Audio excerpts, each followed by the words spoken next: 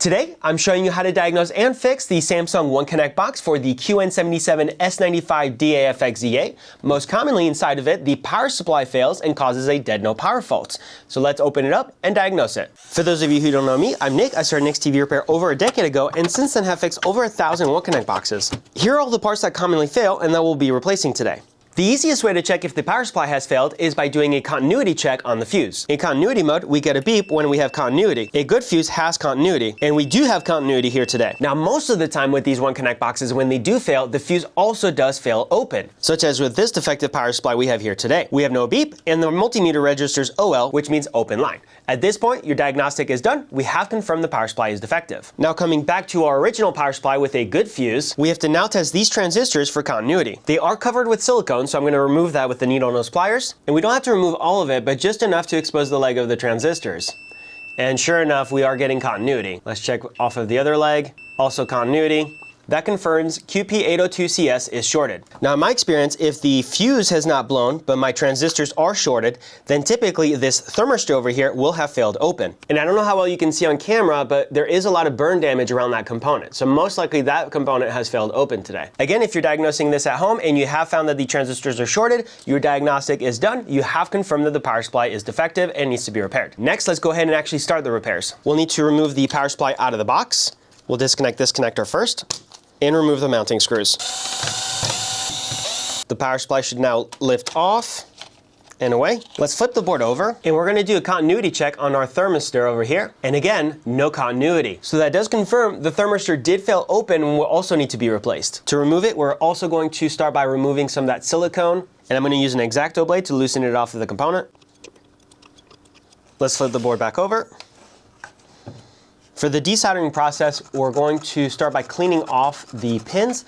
They also have a thin layer of silicone on the back, and if we don't clean it off, my soldering iron will not be able to make good contact and transfer heat properly into the joint.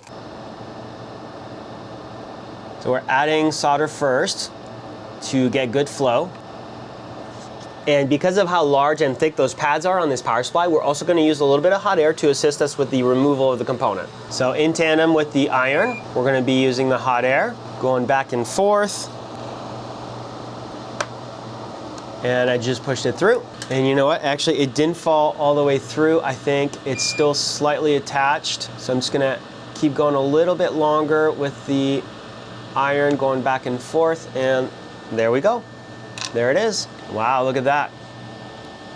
Doing a comparison reading on our bad one we just removed, we get no beep.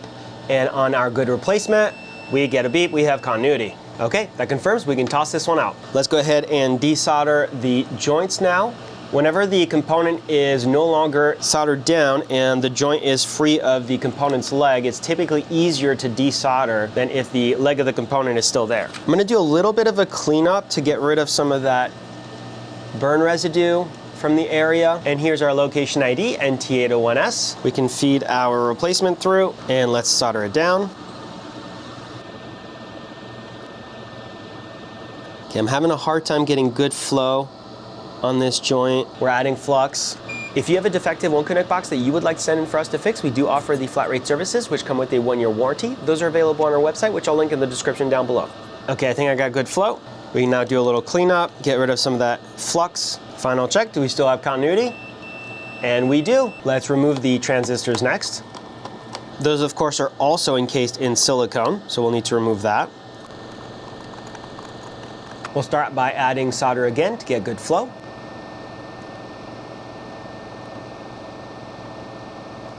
And we're going to use our desolder pump to desolder the joints. I'm actually going to add a little bit more solder back to the joint here to get better flow. I didn't quite get all of the solder. And there is just a little bit of solder left. So we're going to finish that off with the desolder wick. Let's see. Okay, this leg is free. And so is this one. We're not going to touch this one yet. We're going to move over to these. And the reason for is this top left leg is on a much, much larger pad. And it's going to be very difficult to desolder. So we're just going to pull the component through, and we're only desoldering the two legs that are easier to desolder. So same process, desolder pump. I think we got it all on the first try. Nope.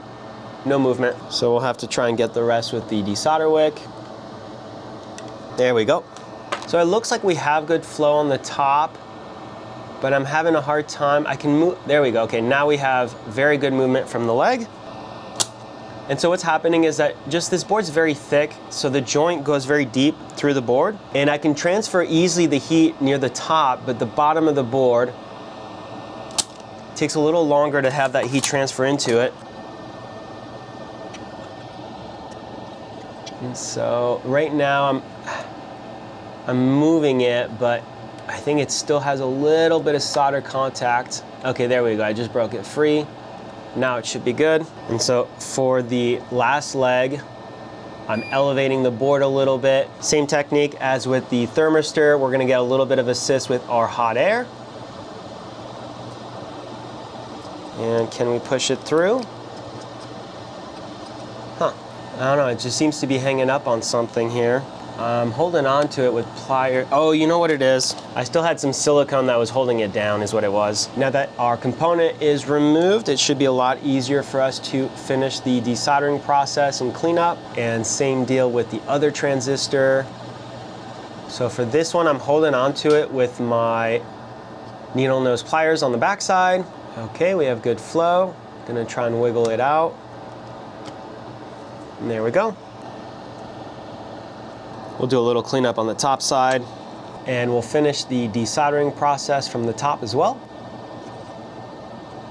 We'll remove the old silicone pads, give the whole area a quick cleanup, and we also want to clean up the heatsink, make sure there's no particles on there.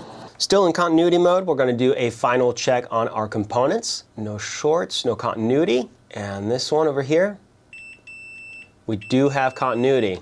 All legs seem to be shorted to one another. So only one of our two transistors was failed, and we always want to replace both because even though only one of them failed, the other one is probably near its end of life. Now let's make sure the circuit board no longer has any shorts or continuity, and it looks like that's the case. All right, we'll feed our replacement transistor through. We'll make sure the screws are nice and snug. They are, and now we can solder them in.